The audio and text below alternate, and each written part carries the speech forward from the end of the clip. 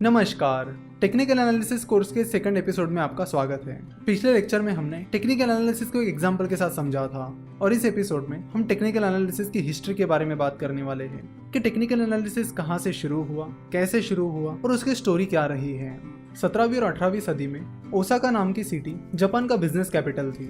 Osaka city समंदर के पास थी, जिसकी वजह से ट्रांसपोर्टेशन के हिसाब से ओसाका काफी सुटेबल सिटी थी। धीरे धीरे ओसाका में राइस ट्रेडिंग मार्केट डेवलप होने लगा और फिर ओसाका में जापान का पहला राइस एक्सचेंज शुरू हुआ। अब ओसाका जापान का इकलौता राइस एक्सचेंज होने की वजह से फार्मर्स दूर दूर से अपना राइस बेचने के लिए ओसाका आते थे और राइस ट्रेडर्स दूर दूर से ओसाका जाते थे राइस की ट्रेडिंग करने के लिए। तो जब मुनेहिसा होमा राइस ट्रेडिंग करने के लिए ओसाका जाने लगा तो उसने ऑब्जर्व किया कि वहाँ के जो ट्रेडर्स थे और फार्मर्स थे उन्हें राइस की प्राइस प्रेडिक्ट करने में बड़ी दिक्कत आ रही है। फार्मर्स और ट्रेडर्स राइस की प्राइस प्रेडिक्ट नहीं कर पा रहे हैं, जिसकी वजह से उन्हें ज्यादातर घाटे के सौदे हो रहे हैं। किसी टाइम राइस की प्राइस बहुत ऊपर चली जाती थी तो अचानक से बहुत नीचे चली आती थी और राइस प्राइस की इस फ्लक्चुएशन की वजह से ट्रेडर्स और फार्मर्स दोनों भी कंफ्यूज रहते थे और सही डिसीजन नहीं ले पाते थे। तो होमा ने इस प्रॉब्लम का सोल्यूशन निकालने के बारे में सोचा।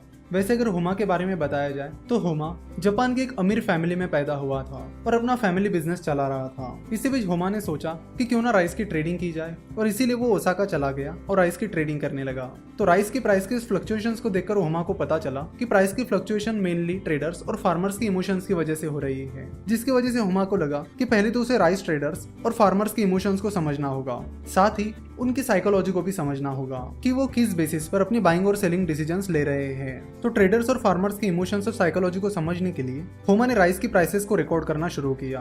वो राइस की प्राइस के हर एक मूवमेंट को रिकॉर्ड करने लगा। उस पर्टिकुलर दिन उस राइस की प्राइस इतने बजे कितनी थी, क्लोज कितने बजे हुई, ओपन कितने बजे हुई, उस दिन राइस प्राइस का हाई क्या था, लो क्या था, एटसेट्रा। अब दिक्कत ये थी कि होमा सकाता रहता था और राइस मार्केट ओसाका में था। अगर सकाता और ओसाका के बीच का डिस्टेंस देखा जाए तो वो 600 किलोमीटर था, जो कि काफी ज्यादा है। तो अब राइस प्राइस की मूवमेंट को ट्रैक करे तो कैसे? हर टाइम ओसाका में रहना होमा के लिए पॉसिबल नहीं था, तो उसे लगा कि उसे कुछ ऐसा सिस्टम बिठाना चाहिए जिससे वो राइस प्राइस की हर एक मूवमेंट को ट्रैक कर सके। जैसे कि हमें पता है कि होमा एक वेल्दी फैमिली से बिलोंग करता था, तो होमा के पास पैसों की कमी तो कोई थी नहीं, तो इसके लिए उसने मैनुअल सिस्टम रखा। उसने ओसाका और सकाता के बीच हर 6 किलोमीटर की दूरी पर अपना एक आदमी खड़ा किया और उनके हाथ में कुछ झंडे दिए। तो उन झंडों की मदद से वो कुछ सिग्नल्स देते थे और फिर उन सिग्नल्स की मदद से होमा राइस प्राइस की मूवमेंट्स को ट्रैक करता था। अपने सिस्टम की मदद से होमा सकाता में बैठकर राइस प्राइस की मूवमेंट को ट्रैक कर पाता था। वो पता कर पाता था कि ओसाका में क्या चल रहा है, शेयर की प्राइस ऊपर जा रही है या नीचे जा रही है, और कई टाइम तक वो राइस प्राइस की मूवमेंट को ट्रैक करता रहा। तो कुछ टाइम तक राइस प्राइस की मूवमेंट को ट्रैक करने के बाद होमा को पता चला कि राइस प्राइस की मूवमेंट में कुछ पैटर्न्स आ रहे हैं और वो रेगुलरली रिपीट भी हो रहे हैं। तो होमा ने ऐसे अलग अलग पैटर्न्स पर ध्यान देना शुरू किया कि क्या चीज होने के बाद वो पैटर्न्स डेवलप हो रहे हैं, और फिर होमा ने उन पैटर्न्स को अलग अलग नाम देना शुरू किया और उसने उनके चार्ट बनाकर वो बायर्स और सेलर की साइकोलॉजी को समझने लगा। यानी वो राइस ट्रेडर्स और फार्मर्स की साइकोलॉजी को समझने लगा, उनके इमोशंस को समझने लगा, और फिर अपनी इस टेक्निक का उपयोग होमा राइस ट्रेडिंग करने के लिए करने लगा। उन चार्ट्स की मदद से और उन पैटर्न्स की मदद से वो अपनी बाइंग डिसीजन और सेलिंग डिसीजन लेने लगा और राइस मार्केट में ट्रेड करने लगा। अपने इस टेक्निक का उपयोग करके होमा एक सक्सेसफुल ट्रेडर बना। कहा जाता है कि होमा ने लगातार 100 ट्रेड्स में प्रॉफिट हासिल किया था। होमा के इस सक्सेस को देखकर और इस ट्रेडिंग स्टाइल को देखकर बाकी ट्रेडर्स भी होमा के स्टाइल को फॉलो करने लगे।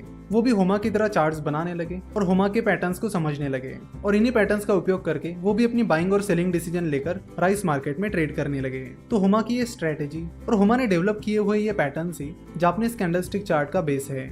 बाद में इसी टेक्निक को यानी कैंडलस्टिक टेक्निक को अलग अलग चीजों की ट्रेडिंग के लिए इस्तेमाल किया गया और बाद में ये चीज स्टॉक ट्रेडिंग में भी आ गई। ट्रेडर स्टॉक ट्रेडिंग में शेयर की पिछली प्राइसेस का एनालिसिस करने लगे और उन पैटर्न्स की मदद से वो फ्यूचर प्राइस को प्रेडिक्ट करने लगे। तो ये है टेक्निकल एनालिसिस की हिस्ट्री, जिसमें मुनेहिसा होमा ने जापानीज कैंडलस्टिक चार्ट की मदद से राइस प्राइस को प्रेडिक्ट करना शुरू किया था, और अब यही टेक्निक स्टॉक मार्केट में भी चल रही है। तो जो मेथड होमा ने यूज की वो ये थी कि किसी भी चीज की प्राइस मूवमेंट की हिस्ट्री को आप ट्रैक करिए और उसकी मदद से फ्यूचर को प्रेडिक्ट कीजिए, जिससे आपको ट्रेडर्स के इमोशंस और साइकोलॉजी को समझने में मदद मिलती है। साथ ही शॉर्ट टर्म में शेयर प्राइस कहाँ जा सकती है इसकी कुछ बेसिक आइडिया मिल सकती है। आशा करता हूँ कि आपको आज का एपिसोड पसंद आया होगा और टेक्निकल एनालिसिस की हिस्ट्री अच्छे से समझ आई होगी। यहाँ से आगे हम जापानीज कैंडल्स के बारे में बात करेंगे कि कैंडल क्या होती है, उनके कौन कौन से पैटर्न्स होते हैं और किस पैटर्न का क्या मीनिंग होता है और वो पैटर्न क्या इंडिकेट करती है।